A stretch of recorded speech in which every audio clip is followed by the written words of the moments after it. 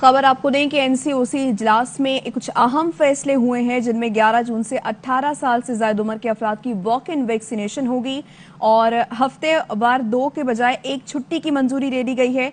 एक दिन की छुट्टी का फैसला सूबे अपनी मर्जी से करेंगे। मज़ारात और सिनेमास पर पाबंदी बरकरार रहेगी, जबकि दफातर में 100% हाजिरी की इजाजत भी दे दी गई है। बैनुल सूबाई ट्रांसपोर्ट हफ्ते में 2 दिन बंद रखने की पाबंदी को खत्म किया गया है।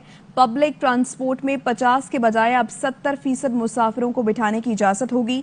30 जून तक पब्लिक सेक्टर तमाम मुलाजमीन को वैक्सीनेशन के पाबंद होंगे। तो ये कुछ अहम फैसले हैं जो कि एनसीओसी इजलास में किए गए हैं। 11 जून से 18 साल से ज्यादा उम्र के अफराद वॉक इन वैक्सीनेशन करवा सकेंगे और हफ्तावार 2 के बजाय अब एक छुट्टी की मंजूरी दी गई है और एक दिन की छुट्टी का फैसला तमाम सूबे खुद करेंगे और अपनी मर्जी से इसका फैसला करेंगे, जबकि मज़ारात और सिनेमास पर पहले से ही पाबंदी थी और अब उस पाबंदी को बरकरार रखने का फैसला किया गया है।